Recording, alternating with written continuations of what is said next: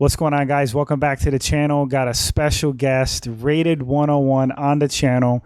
We're on the podcast. We're going to talk about Jorge Masvidal stepping in to fight Kamaru Usman. You want to say something, bro, to the fans or the listeners? Hello, everyone is my MMA brothers and sisters, so especially people that are listening to this podcast. Hello, first off, hope all had a nice 4th of July. We obviously got the big news that Gilbert Burns has COVID, and so everything kind of changed, but we're here to kind of update, right? Yes, sir. Yes, sir. I'm glad to have you on the podcast, man. I'm a big fan of your channel. This is actually our second collab, little behind the scenes story. Yeah, I know. Well, the later on today, I think everyone's going to get the fruits of our labor here, where we did the main card pretty much and a couple of honorable mentions, right, for UFC 251, Fight Island. Yep. So definitely exciting. I guess we should have known that something was going to happen. Yeah. But that'll be up. But this will make up for the main event that fell out. Yep. So, okay, let's start, man. What are your thoughts about this turn of events with Gilbert Burns testing positive, Jorge stepping in short notice? What do you think about it? So I'd say, let's start from the beginning. So Gilbert Burns getting COVID, that's obviously a quick thing that he can't fight. So we have to just accept that. I think over our episode that we talked about that fight, we were giving it a lot of validation. That this is a legitimate fight. So now that it fell out, I love that Masvidal is the guy. Obviously, UFC is needing to put out the bucks to make this happen. But it does suck a little bit that it's a short notice thing. Yep. We didn't get the build per se. And I know that Masvidal is a, stay ready kind of fighter. But I also know he's a eater. He loves to eat. He loves food. So how prepared was his body for this championship fight? That's the worry, bro. I saw it was like an image like floating online, and it showed Masvidal getting his COVID test, and I don't know if it was the shirt he was wearing. He didn't look necessarily in shape, man. Like, I don't know, he looked a little heavy, like around the midsection. I don't know, like you said, he likes to eat, so I'm a little concerned for him. I'm a fan of both guys. I would say, like, I'd root for Masvidal to win. So, I mean, props to him for taking the fight short notice. I feel like in some ways, like, I mean, he should have been training for this match, right? Like, had the mindset of, like, I could be a fill-in. What do you think? That's actually a really good point. And I would say that's got to be true. And I would say this too. Masvidal's never really had the physique. Like, even when he's in great shape, he doesn't look so like muscular or anything like that. But I know what you saw, and I agree. He's not in the peak physical condition that he should be. Yep. But I don't ever think that he's had a cardio issue. So I almost want to just talk about this fight in let's just assume he's 100%. Because even with that assumption, I would have said Kamaru probably would have had his number anyways, via a lot of that wrestling and conditioning and strength. Yeah. I talked about this fight before, did a breakdown for it, and I'm pretty sure I picked Usman to win via decision. Like, I felt like just what you said, like the size, the strength, the wrestling, he was going to, like, hold Masvidal down, do work, and just keep doing that. But I wouldn't count him out. Like, I feel like he has a striker's chance, and he does have some wrestling skill himself. So I don't know, man. I mean, but with this whole, not to go back to being out of shape, but oh my God, man, if he is not in peak condition, he's going to have a really hard time. But for podcast sake, like you said, let's assume that he's in 100% shape. I would favor Usman via decision. Do you think he'll finish Jorge? And Jorge's never been finished. But, it's one of the, I think of this too, like Usman would never be able to make 155. Yeah. Masvidal, he's a big if dude. He wanted to, he could make 155. He's done it before, right? Yep. So when we talk about just natural size, Usman's a beast, at that welterweight division. So that pushing up against the fence, the grind, like, I'd love to get your thoughts on this. It's totally relevant. I haven't talked to anybody about this. Do you recall Masvidal versus Damian Maia? Yes. That, I was so impressed by Masvidal's ability to not get submitted, not stay in any bad trouble. It was scrambles throughout. Now, Damian Maia, obviously, that's his world, and he had it. But Masvidal really impressed me with his ground skills. Yes. So I really think even if it goes to the ground, he'll be able to not get himself into trouble, but he will be. I think he can be controlled. Yep. And even if he escapes, you would think, oh, he got up, he's back up. That's where he's dangerous. Well, Usman can just keep doing it. Yeah. And then you sprinkle on top that variable of him not possibly being 100% fit for this. Yep.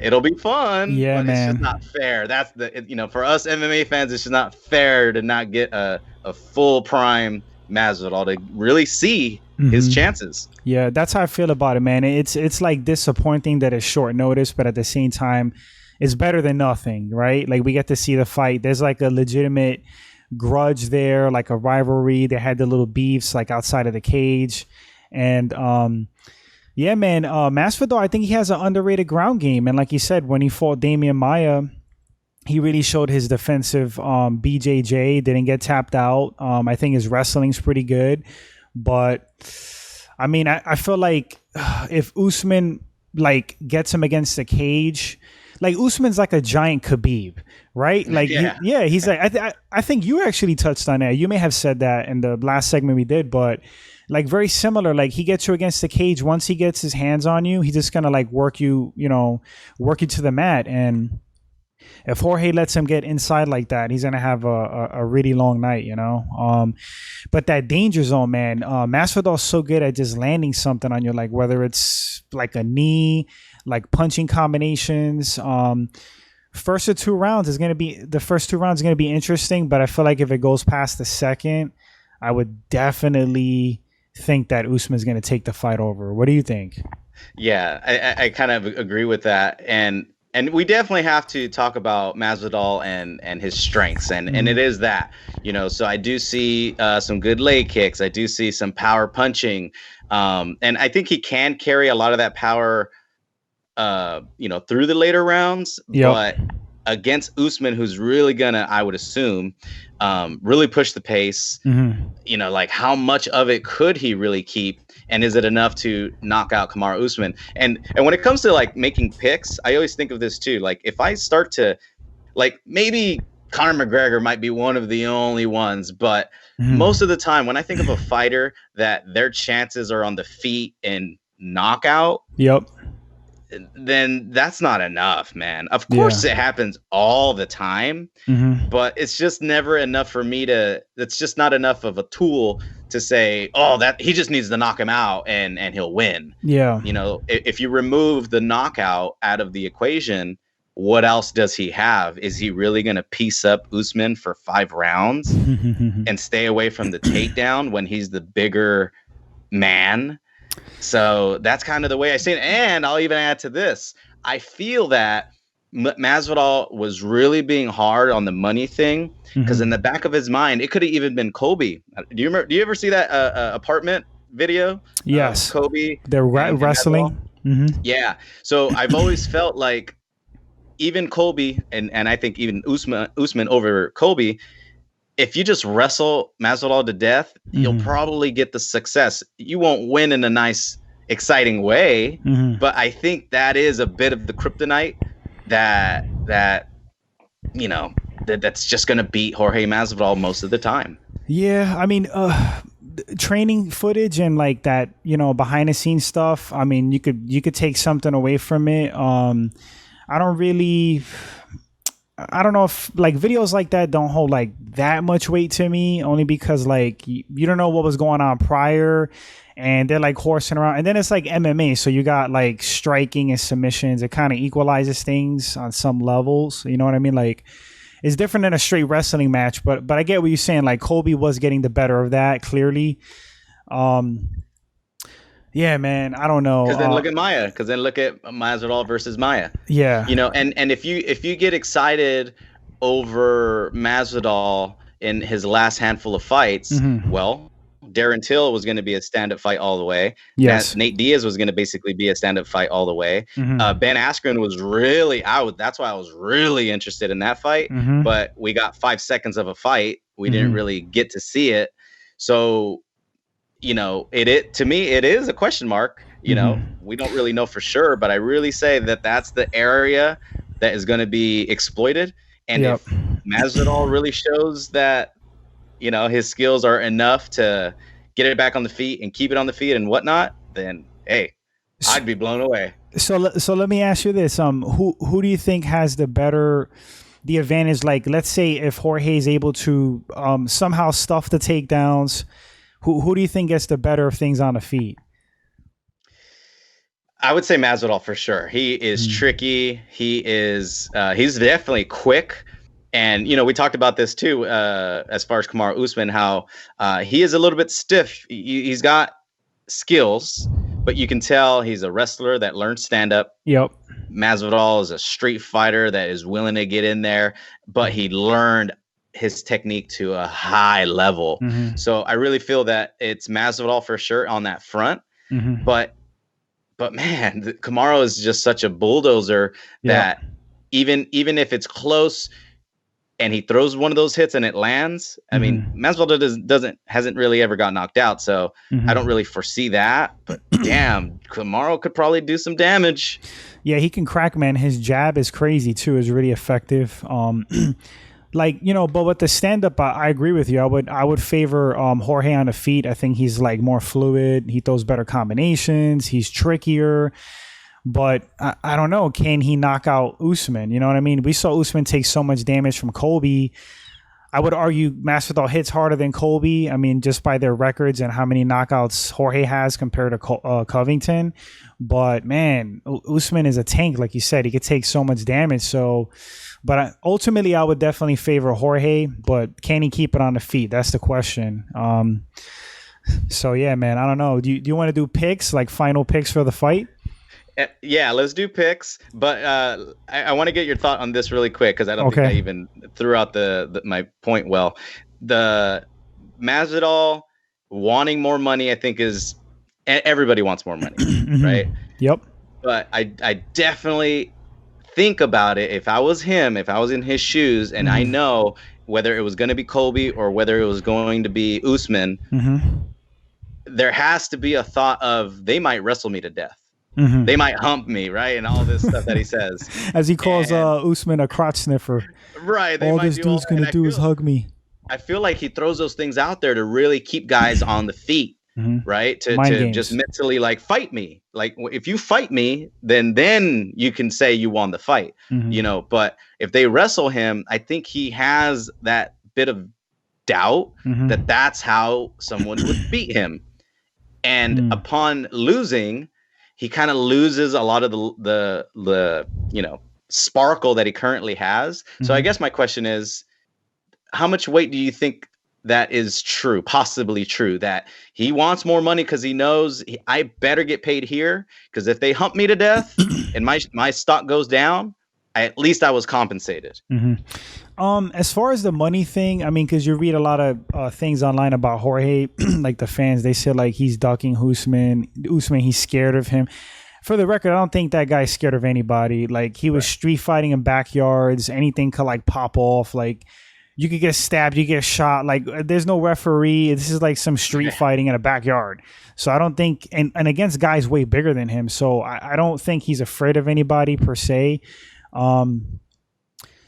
Yeah, I think the whole money thing, you know, I just think he's trying. He's like 35 now, I believe. I think he's just trying to maximize his earnings before he bows out, or he just feels like he's been in a game for so long that he deserves a certain, you know, amount of money. And not to keep ranting, but Dana White touched on that. He signed a contract recently, but I mean, let's say you sign a contract for 7 fights to make $250,000 per fight, and then by your second fight you just blow up and you're bringing in crazy people like in the seats and everything. Do you think contracts should be flexible, like where you could renegotiate? Because I feel like he's got a point of like, if I'm a draw like that, which I think he is, he's like, it's like Conor, Masvidal, he's one of those guys. Shouldn't they be compensated like properly for that? I have such a great answer for this. Okay. So most of the time, it's already shown that most of the time these contracts do not get fulfilled.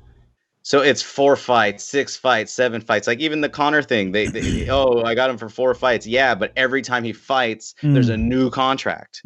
So for me, it's like Masvidal is just doing what everyone continues to do, which is renegotiate their contract. Yeah. You know, like, and that's why I say when this is his opportunity to really do it, because I do feel, I'm not saying he's scared.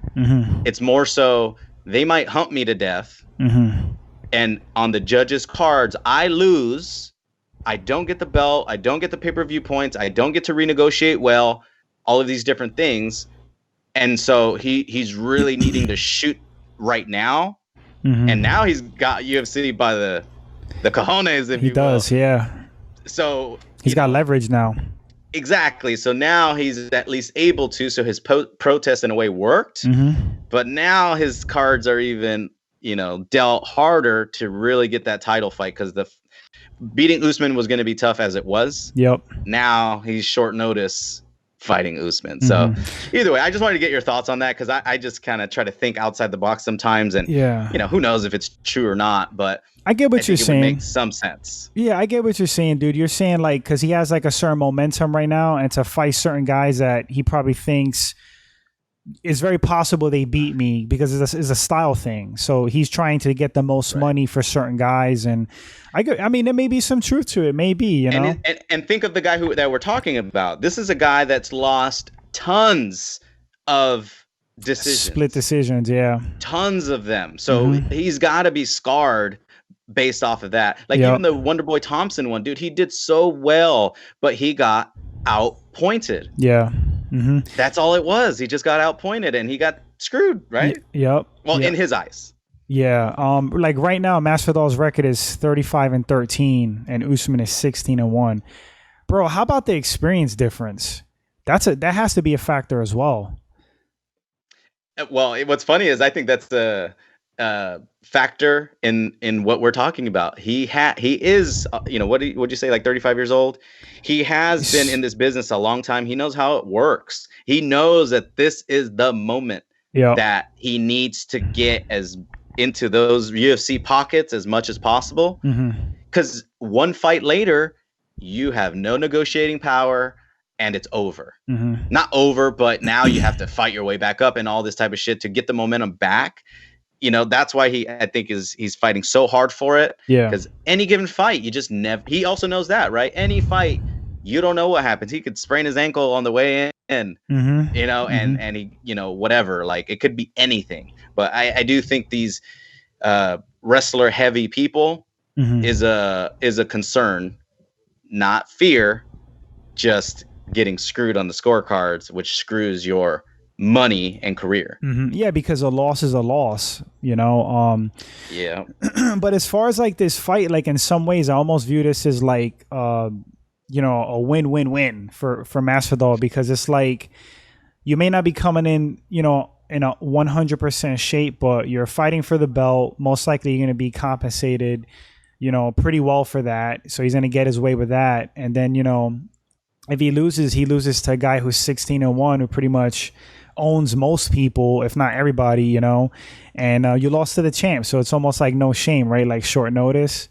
So I don't know, but I guess we'll see what happens, man. Right? Yes, that is the beauty of it. We get to see what happens. So I already got my pick, I think, after, and a lot of times I do it that way too. Like I'll talk about it on an episode, and by the time I did, you know, just get it all out, I think I clear my mind.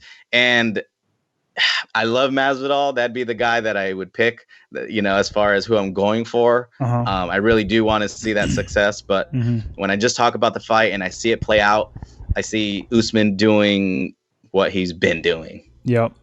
Okay, so that's my pick. So your heart's with Masvidal, but you're picking Usman for the win, correct? Okay, and I think it'll be by decision. By the way, too, I think it'll be a lot of the same, a lot of the rounds, and he'll just keep doing what he does. Yep, I'm pretty much on the same page, dude. Same page. I think Usman by decision. If Jorge's going to do something, is going to be like in the first 2 rounds, some Askren type scenario, quick knockout. If that doesn't happen, I think Usman's going to take the fight over. And heart is with Jorge, man. Like, you know, I'm a fan of the guy. I like him. I like Usman too, though, but I'm rooting for Masvidal. You know, like it's almost like he's the underdog. I mean, he's coming in short notice. Yep. You know, so, and I like his whole story, fighting 17 years. He's considered like a gatekeeper, like journeyman. Then he has this crazy 2019. So I'm definitely rooting for him. I'll put a ratio on it. I think 60-40 Usman. There you go. So, but final pick. Usman. I'll say like 65-35. Okay. Close. Something like that. It's gonna be close because like we've been saying, Masvidal, no joke. I mean, he can just starch him. He can just roll up in and put the lights out. He's got it in him. Sure. 100%. Yeah, he's got it in him. But yeah, man, those are my thoughts on this fight. I don't know if you want to add anything else or. No, you know what's funny? We spent like probably as much time as a whole main card and on this one fight. On one fight. So no. Yeah, but I think there is a lot of different elements to it. It's great to get them all out and talk about it. So I'll thank you again for having me, brother. Thanks for being on, man. It was enjoyable again. Looking forward to more collabs. So hope you guys listening and watching enjoyed the segment and enjoy the fight Saturday. And let's all cross our fingers that Masvidal doesn't test positive for anything. I know. And we see this fight because I think it'll just be totally scrapped. But or Colby will come in and we'll have to do this video again. Hey, that's another point. Maybe they have Colby as a backup. Never know. That would be a great matchup, dude. Honestly, it was a great first championship fight. Absolutely. I think that'd be a great rematch. Anyways. Absolutely. But once again, thank you for being on, bro. And for you guys listening and watching, thank you for tuning in. And we'll catch you guys next episode. Later, brother. All right, brother. Peace.